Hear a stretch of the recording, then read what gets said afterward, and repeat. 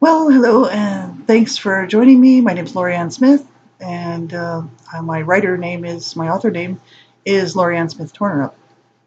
That's also my husband's last name, but I do most of my work under Lorianne Smith, and this is just a video in a series of videos for my website, Born in Hell, and I'm just discussing why I would title it Born in Hell. And it was really that I was born into my parents' hell, and this is my cat, little Lori. Hi, sweetheart. Isn't she sweet? She's very sweet, and it's just a progression, just going through and looking at the abuse that was going on in the home, the domestic violence, the effects that it had on all of us, my siblings, including my parents, and uh, what happens to a family when they don't get help, and when even if there's an intervention done, you know, many times people just fall through the cracks.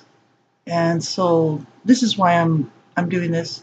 It's for public information mainly, and for people that are interested in my story. I have a lot of people who have followed my work through the years, and mainly from Blog Talk Radio as well as Spreaker, different social network working sites, Facebook and whatnot, Twitter. So I appreciate everybody who's taken the time to look into my work and listen to what I have to say. This is mainly about child abuse prevention. What not to do to your children. do not do do not do the things I'm talking about to your children. You know, this is a lifetime of hell for me. I've been on my healing journey since I was 42 years old. I'm 50 now, and it's been a long, hard, incredibly hard road. And until the age of 42, I was really wanting to die. And I never attempted suicide, but I used to think about it all the time. My parents were suicidal. My brother committed suicide. Another brother committed suicide with just overdosing all the time. He didn't care if he lived or died. And my family's it's just so dysfunctional. Nobody, I mean, there's no support. And so, we've all fought really to have any type of a good life as adults, all of the siblings. And it's incredibly damaging. And this is why I'm talking about this. I have a lot of social workers and psychotherapists listen to my work, and psychology students and people who are interested in the welfare of children listen to my work.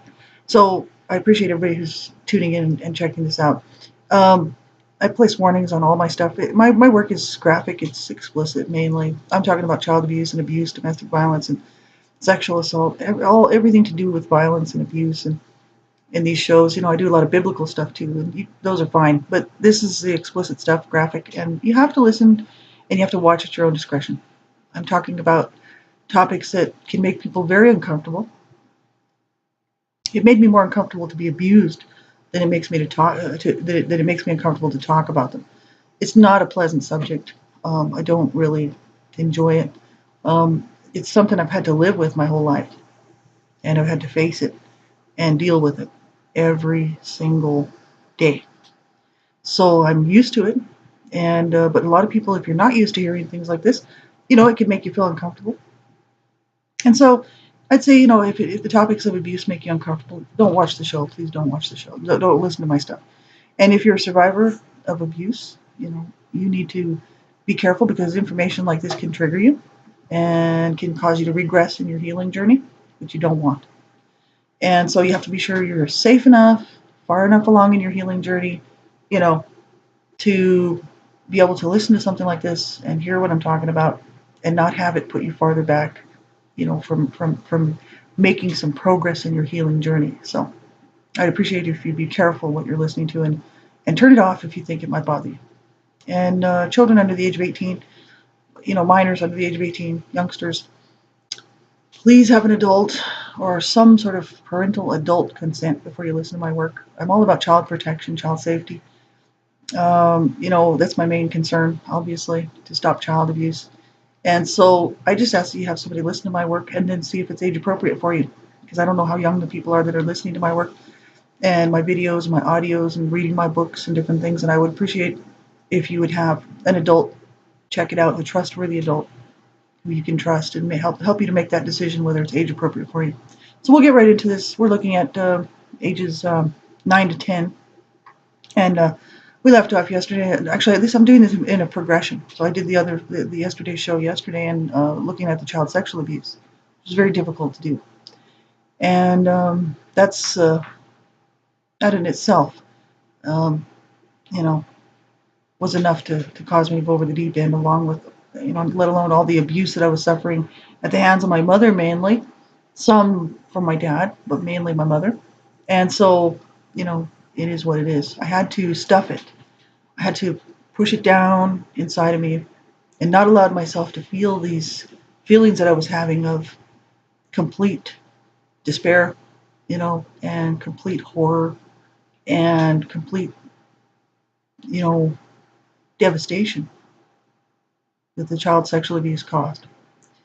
And what it did to myself, to my body, to my mind, to my spirit, to my sexuality, to everything about me. That I had to stuff that because I was being abused. So we're looking at years 9 to 10, or 9 and 10, really. I'll just combine them if we have time. I was 9 years old. My brother moved to Canada. I don't know, out of the blue, just moved up north. I wasn't surprised. My other brother, Kevin, was in Canada, the oldest brother, and who I didn't really know because I never really saw him much. I only saw him a couple times. And Rob moved up to Canada and was gone, and I was very thankful because the sexual abuse stopped. At that point, the damage was done, but at least now I could just focus on trying to deal with being abused by my mother, mainly, and staying away from my crazy dad. So that left my brother Howard in the home, who was doing a lot of drugs at the time. Howard was 7 years older than me, so he would have been 16 years old at this time, and he was doing a lot of drugs, and not just smoking pot. I mean, he was doing a lot of pills, probably. Who knows what he was doing, but he was doing a lot of drugs. And my dad was still trying to kill himself. My mom was very, very sick, mentally and physically. She had so many health problems, due to having so many children. She wasn't supposed to have that many children. The doctors told her, if you have any more children, you could die after my brother Howard. And she had 4 more. 2 were born, stillborn. And me and my sister made it. So there you go.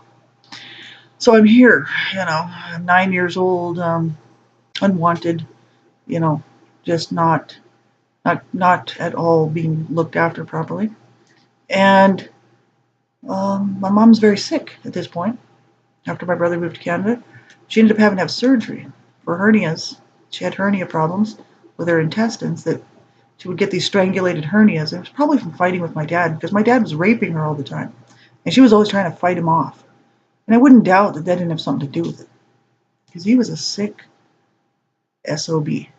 So I'll just put it that way. So, my mom had to go have surgery. I'm 9 years old. She's in the hospital. The doctors are saying, she's had so many surgeries now on her stomach that they cannot even sew her up, because she has no more skin left on her stomach to sew. It's all scar tissue. Now, you can verify this with anybody that knows about the situation. This is for real. So they had to button her up with buttons and send her home. This is in the States. They don't let you hang around the hospital in the States. It costs big bucks. And they don't have any kind of, my parents were not on welfare. They made, what was it, $4 a month too much to be on welfare, or some stupid thing like that, for real. And so, there was no help. My mom, they shipped her out of the hospital. They said, she could die. We actually had to go in, me and my sister and my brother and my dad. We had to go visit her because they said she might not make it through the surgery. She could die, so you need to come and say goodbye. So we all went and said goodbye to her mother. And then she did make it. She came home, and she was very, very sick. And she had this big slice down from all the way from her, that chest bone, the lower, sort of rib cage area, all the way down to her intestinal, privates, right? Big, huge slice all the way down, all buttoned up. Terrible, terrible, terrible.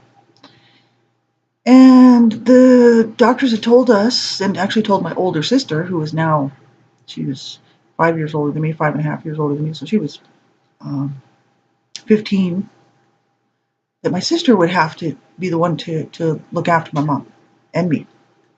And they actually told my dad too, but my mom did not want my dad coming around her at all. She was hostile towards my dad because my dad had been so horrific to her whole life, you know.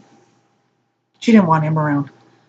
So she was like, well, you know, my daughters can do it. You have to show them what to do. So they showed Kathy how to clean her wound.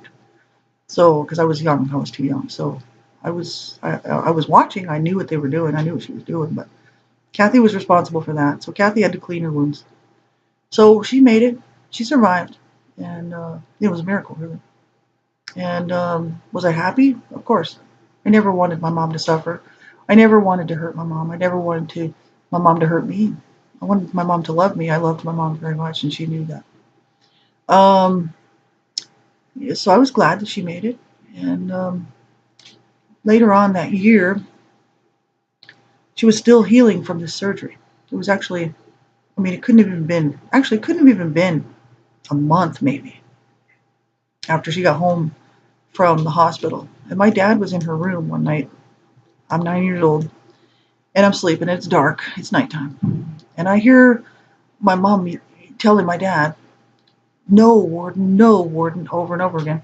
Leave my room, get out. Started getting upset. And of course, I'm thinking, oh my God, he's trying to rape her again. Because this is what my dad was always trying to do to my mother. And that's the first thing that popped into my head. Because I woke up listening to this. I could hear them. I could hear my mom getting more and more upset. And I thought, and the doctors had said, if your mother doesn't get bed rest and does not get and allowed to relax, she's going to die. Right. So in the back of my mind, I'm thinking, he's going to cause her to die. He's going to either rape her or he's going to get her so upset she's going to die. That's the first thing that was on my mind. That's the only thing that was on my mind. So I went to my closet and I grabbed my big jumbo pink plastic bat. I mean, the sucker was a jumbo bat. It was plastic, but it was big. And it wasn't like a little toy kid thing. It was a big thing. And I went in the room behind him. My dad was actually over by where my mom was on the bed. And I came in behind him very quietly. And I smacked him in the back of the head with it as hard as I could. And I said, leave her alone, or something like that. Leave mom alone, or something like that. Just 3 words. That's all that came out of my mouth. And I mean, I smacked him hard. And he had glasses on, and his glasses flew off. So you know, it was plastic. If it was wood, probably would have killed him because I hit him hard. And I didn't care. I didn't care. Not after the years of knowing that he was raping her, having him rape her in front of me, force himself on her, slap her around, call her names, just mistreat her, and mistreat my brothers, and mistreat me. I didn't care. So I smacked him in the back of the head with that thing. Well, he turned around and he had the look of the devil on his face. Literally. He was so angry. I'm like tiny little kid still. I really didn't do very much growing until after I was about 11, 12 years old. So I'm still tiny, 9 years old. And he grabs me by my arms and he slaps me around. And he's backhanding me and slapping me and he's shaking me like a rag doll. And I'm just like, you know. And then he throws me across the room. It wasn't that big of a room from he was standing to the corner by the door. It was like just a wall where the doorway was. It was a good distance. And he literally picked me up and he threw me as hard as he could across the room. Just straight back. And I hit the wall first with my neck right here and then my head smack like that and just went poof, right? So I'm down on the ground, passed out really, because I'm seeing little birds tweet, tweet, tweet, tweet, tweet, tweet, tweet. Can't see anything, you know, but I can hear him. And he's cursing me and kicking me while I'm laying there. And I could hear my mom telling my brother to come get me out of there. And so I have neck damage to this day from that. And he could have killed me. I could have killed him with the bat, but he could have killed me. He was much more capable of killing me than I was of him. I was 9 years old. I mean, come on. So this is how I grew up. You know, and then I go to school and everybody's like, what'd you do on the weekend? Do you really want to know? I think not. You probably don't want to know. What'd you do over the summer holidays? Nothing. It was just more abuse on top of more abuse on top of more abuse, right? It was horrific. So my brother came and got me out of there and tried to console me because I was passed out. I was knocked out. Um, you know, I was just shaking. I was just sick. This was just shortly after the sexual abuse had ended, you know. More of a nightmare after nightmare after nightmare. My mom was screaming, "Get her out of here!" You know, um, uh, just more abuse on top of more abuse. So the abuse just continued on. My mom healed up.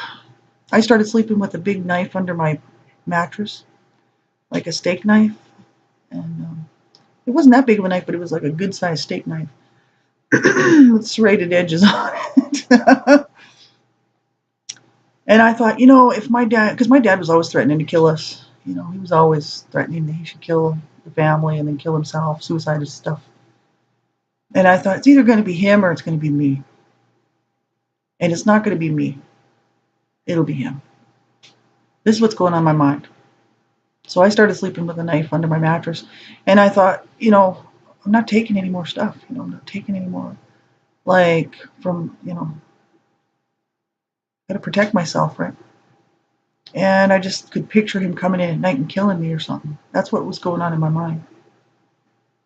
After that episode of smacking him in the head with the bat, he probably told me he was going to kill me or something. That's probably why. So I started sleeping with a knife, and I thought, if my mom finds this knife making my bed, because my mom didn't do too. My mom's health was so bad that the chores were falling behind, and we never were involved in helping keep the house because she wanted us out, like out away from her. She didn't want us hanging around doing household stuff. So that nothing was really getting done. But I thought, if she finds this knife under my mattress, she's going to fucking kill me. She'll kill me. I'll just be dead. But I had it there anyway. I kept it there for a long time.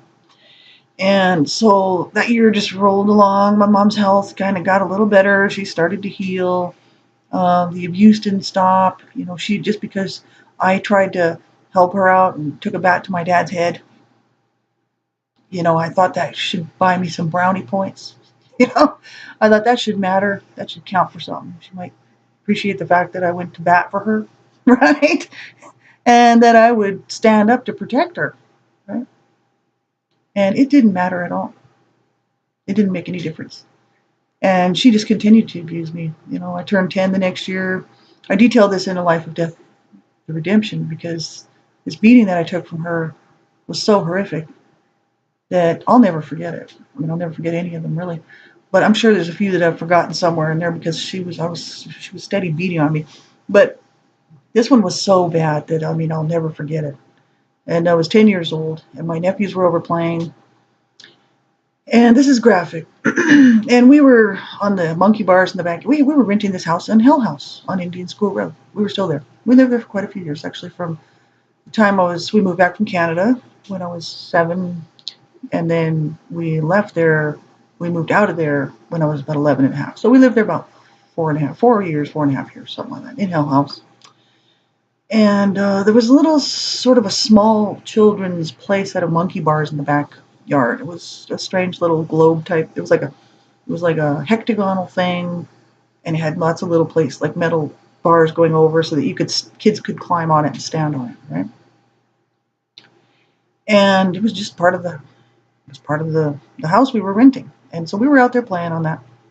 And my nephews were always kind of a little rough with me. We were all rough on each other, actually, because they were growing up in a rough situation, too, with my sister being their mother. My sister was their mother. So my sister grew up with my mother.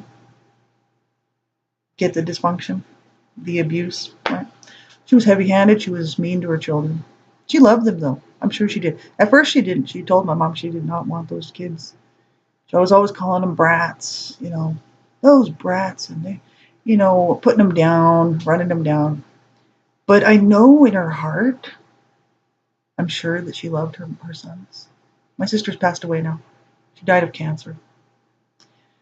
But I'm sure she loved her kids, and I know that her husband did. They didn't always treat them right. And I mean, my mom knew that. Now, when they came to grandma's house, they loved it because my mom didn't abuse them. My mom didn't hit her grandboys. My mom loved her grandchildren. See, she couldn't love her own children. Like my mom couldn't love me, and she couldn't be good to me because I came from that devil man, her husband. But the thing is she loved her grandkids. That's for sure. And all of her grandchildren, actually. All the same. She had no favorites with her grandchildren. She just loved, she didn't have that many grandchildren. There's a few, 4. But she loved them all the same. And, but she couldn't love her kids. She couldn't love her own kids. So I would see this relationship between her grandkids, my nephews, and her. You know, she would kind of dote on them, and she was good to them. She'd get mad at them if they were misbehaving and stuff, but she wouldn't hit them. She wouldn't beat them.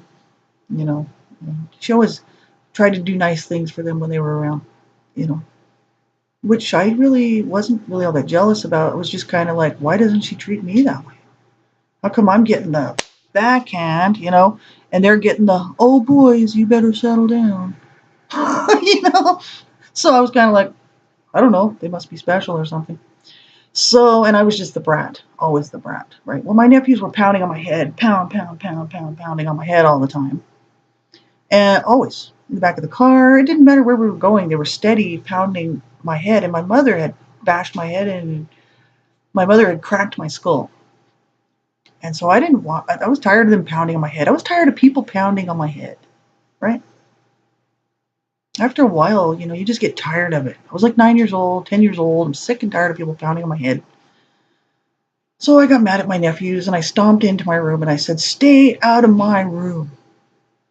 And I slammed the door 3 times. I said, stay out of my room. Slam, slam, slam. And my sister was sitting on the bed doing her homework. She was 15 and a half at this time. She was the smart one doing her homework, staying out of trouble. Of course, that's what she always did. And my mom heard me slamming the door and yelling at my nephews to stay out of my room and got incredibly pissed off. It was another really good reason for her to beat on me, to kick my ass. That's exactly what it was. She was like, yes, I got her now, that little bitch. Because my mom hated me. She literally told me to my face, I hate you. I hate you. Where do you think I got that from? So I started hating them, started hating myself, right? I got that from my mother and my dad, but mostly my mom. And so she got mad, and I could hear her from the kitchen. And I'm standing there by the door, and I can hear her scrape the bottom of the chair scrape as she's getting up. And I thought, oh shit. And I started to kind of snicker, right? Because I was like, oh shit, I'm in trouble now. And she just yelled from the kitchen. She's like, God damn you, little bitch. And she was so pissed off. So here she comes. Thump, thump, thump, thump, thump, all the way to the bedroom. And I'm standing by the door and I'm like, I am in for it now, man. Kathy's like, you better stop. And I'm like, too late, man. So my mom comes barging in, busts the door open, grabs my wrists, both of them together. And she starts slapping me and backhanding me and screaming at me. I mean, at the top of her voice, you goddamn whore, and slap, and how slap dare you, slap, slap, slap. Well, she beat the shit out of me, literally, and cut my face, split my lip, broke my nose, and trashed my face. And I had blood pouring out. Blood from my face, blood from my lip, blood from my teeth, blood from my nose. I won't go into more details than that. That's enough. It was just pouring. It was all over the wall. It had splattered on the wall. Because when she was hitting me in the backhand, my nose went, and it just split up the wall. Also just blood on the wall, blood on her shoes, blood on her, blood on me. There was blood everywhere. Blood on the carpet. And finally, she, with the last slap, lets go of my wrists, and I fell to the ground. And I'm like cupping my nose, right? Because I know there's blood flowing everywhere. And I'm just staying down because I'm like, if I move, I'm in for some more, right? And she's like, clean this mess up. Walks out. She had her fun. Got to trash her daughter again. Kathy sat there and did absolutely nothing.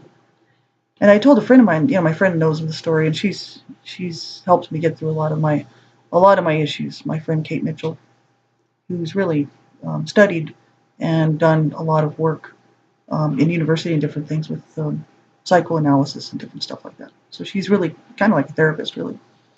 And she said, your sister probably just didn't want to get beaten. That's probably why. I mean, you can't blame her, right? And I mean, part of me wants to blame her for not trying to stick up for me. I used to stick up for my sister. I couldn't figure out why she wouldn't stick up for me. So it was just a horrific situation. I went to the bathroom, cupping my nose, blood pouring out. I couldn't get the blood to stop. I actually turned the trash can over because I was still a little girl. I was small, I was short. At this point, I hadn't done a lot of growing, and I was skinny. If you see any pictures of me at 10 years old, I was really skinny and thin and not very tall yet. And I did actually grow to be quite tall for my age, for a woman, but not as tall as my mom. My mom was 5'11", weighed about 280 pounds, like I said in my last videos.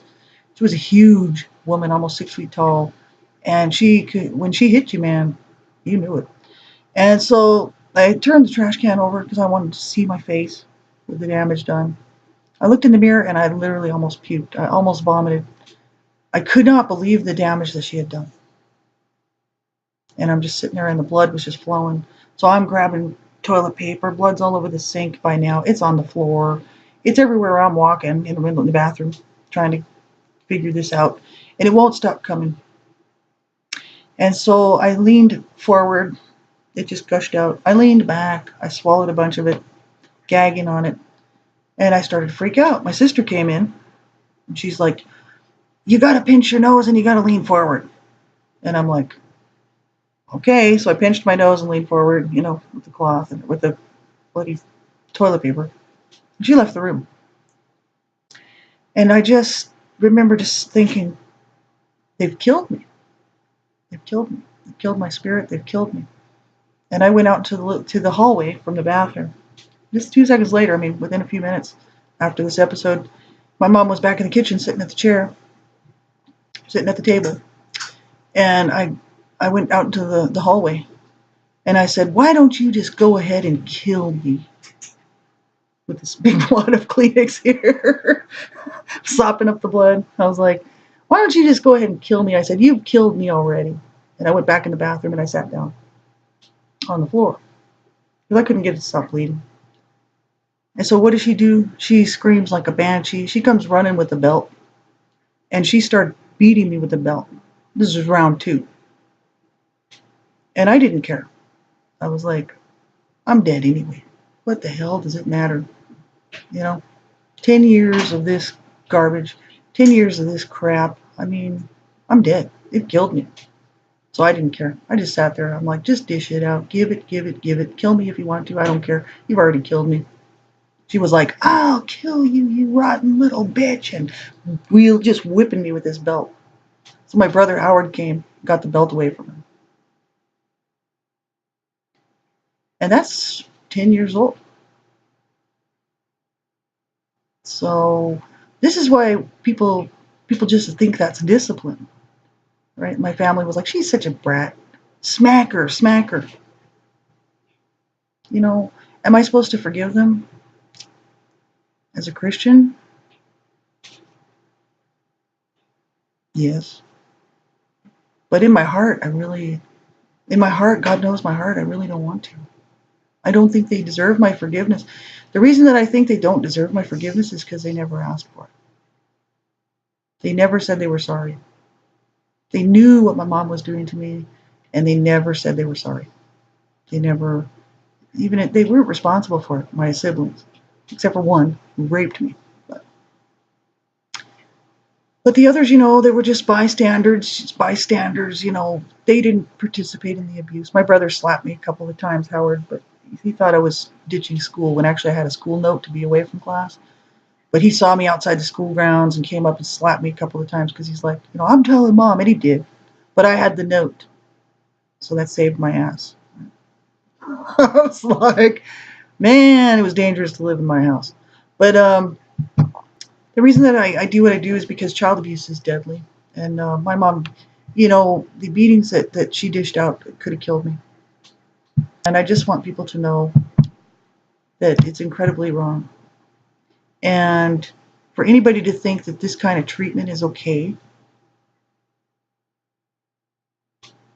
this is why I speak out. This is why I do what I do. Because it was wrong. I wasn't treated like a little girl. I was treated like a punching bag and made to hate myself and made to hate life and forced to endure horrific abuse just because I was supposed to just sit there and take it. Oh, and I was bad. I was a bad kid. I was a whore. I was a rotten little bitch, at the age of 8 and 10 years old. No, this is incredibly wrong. This is why I continue to speak out about this stuff. And I hope that you will too. Make a difference in a child's life, and spread the word. Learn the signs and symptoms of abuse. Learn how to protect your own children from abuse and learn how to protect other children from abuse. Learn how to report it properly and get children help if they need it and make a difference. Be a voice, and help a survivor if you can,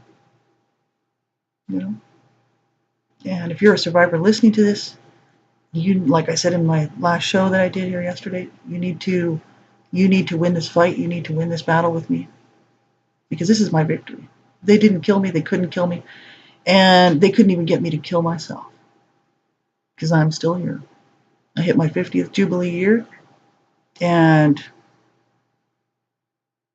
this is my victory. So I want you to stick it out and join me in this walk, as I said before. God bless you all. Until the next time, we'll pick up again where we left off here. Bye-bye.